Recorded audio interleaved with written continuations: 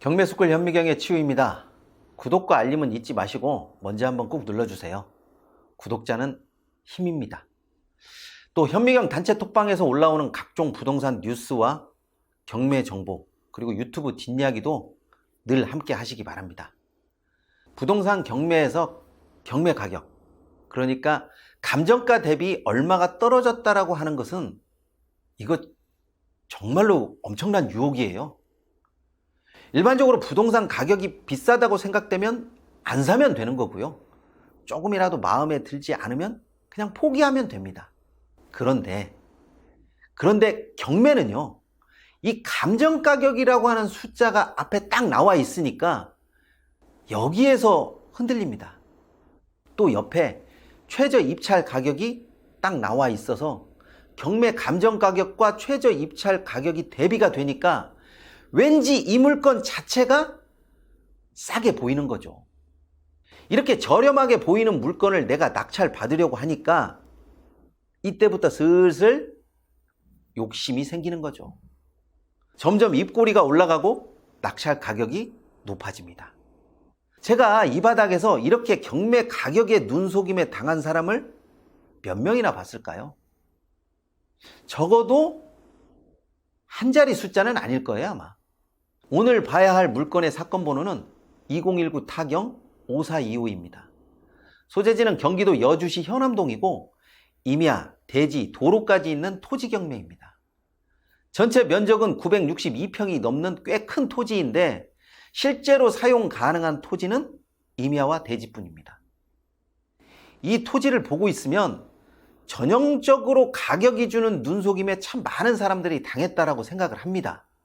감정 가격이 9억 3천이고 여기에 두 번 유찰돼서 최저 가격이 4억 5천 정도가 되니까 이때부터 상황이 아주 급박하게 돌아가죠.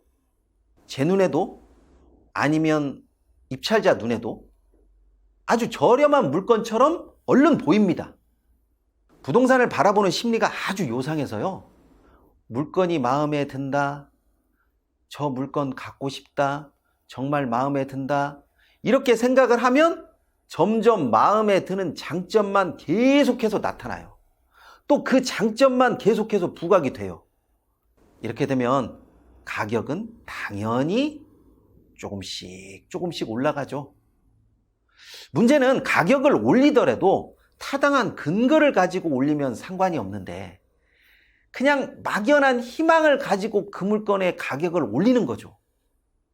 이렇게 헛된 희망과 분위기는 입찰 날짜에 가까워질수록 더욱더 커져갑니다. 입찰 금액을 올리고 그 다음 날이면 올린 금액도 부족한 것 같아서 금액은 점점 더 커져가는 거죠. 이렇게 커지고 커진 금액은 그전 유찰된 금액 근처까지 올라갑니다. 때에 따라서는 그전 최저 가격을 넘기는 경우도 보았고 감정 가격을 훌쩍 뛰어넘는 경우도 종종 보았습니다. 모르긴 몰라도 가격만 놓고 보면 이 물건도 1차 낙찰 가격이 그래서 저렇게 많이 올라갔다라고 그렇게 생각합니다. 경매 투자자들이 보는 물건의 가치는 사실 거기서 거기에요. 뭐 경매 투자자라고 해서 물건을 막 크게 보고 경매 투자자가 아니어서 물건을 낮게 보고 뭐 이런 건 아니에요. 금액이 싸다 비싸다를 떠나서 냉정하게 물건의 가치를 보는 사람과 그렇지 않고 분위기에 편승하는 사람의 결과 차이는요, 정말 엄청나게 나요. 어떤 건물이 미완공됐다든지 아니면 낙찰되었다가 다시 미납한 물건의 활용도와 쓰임새를 냉정하게 평가하기보다는 무조건적으로 상황을 좋게만 보는 그런 투자자들이 있더라고요. 제가 생각할 때는 도대체 뭘 믿고 그렇게 낭만이 흥건한지 잘 모르겠더라고요. 이게 폐찰과 낙찰, 낙찰에서 수익을 내냐 못 내냐, 이거요? 종이 한 장 차이예요.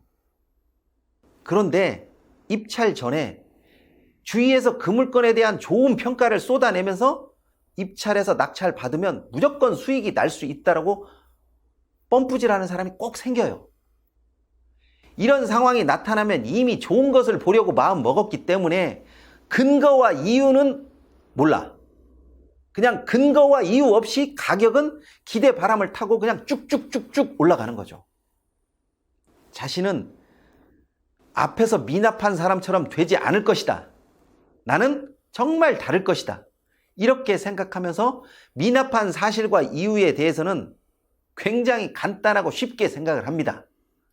대부분의 낙찰자들이 미납을 선택한다는 것은 활용할 수 있는 모든 방법을 다 강구해도 뾰족한 방법이 나오지 않을 때 그때 마지막으로 생각하는 것이 미납이에요. 누가 입찰 금액을 포기하겠습니까? 솔직히. 나중에 더 큰 돈이 깨질 것 같으니까. 그냥 여기서 멈추는 것이 낫겠다라고 그렇게 생각하는 것이죠. 1차 낙찰에 대해서 매각 허가 결정 취소가 나왔는데 이것을 어떻게 해석하냐에 따라서 다르겠지만 적어도 쉽게 매각이 이루어지지 않을 것 같다라는 생각을 다음번 입찰자들도 했었을 겁니다. 2차 낙찰에 대한 미납도 마찬가지입니다. 1차 낙찰 금액보다 훨씬 높은 금액으로 낙찰이 되는 경우는 정말 흔치 않는 경우예요. 그래서 더더욱 주목을 끄는 물건이지만 가격만 놓고 보면 뭔가 놓쳤던 것 같아요. 제가 볼 때는 그래요. 이런 것들을 놓친 상태에서 입찰을 감행하게 되면 피해는 고스란히 낙찰자가 떠안게 돼요. 경매 물건에서 가격은 가치와 직결되어야 하고요. 자신이 그 가치를 볼 줄 모르면 진짜 가치를 볼 수 있는 그런 사람을 신뢰하고 믿어야 그나마 약간 보여요. 다 보이는 것도 아니고 조금이요. 다른 사람들이 쉽게 이야기하는 그런 좋은 말을 모두 사실로 받아들이거나 아니면 가격에 대한 환상이나 기대 심리가 커져서 낙찰을 받게 되면 생각지도 않은 어려움에 딱 맞닥뜨릴 때가 있어요. 부동산 경매에서 가격은 제가 볼 때 항상 더하지도 덜하지도 않아야 돼요. 너무나 가치와 분위기를 보수적으로 보고 가격을 감하게 되면요. 폐차를 밥 먹듯이 하면서 자신감도 꺾여지고 점점 입찰에 소극적이 되죠.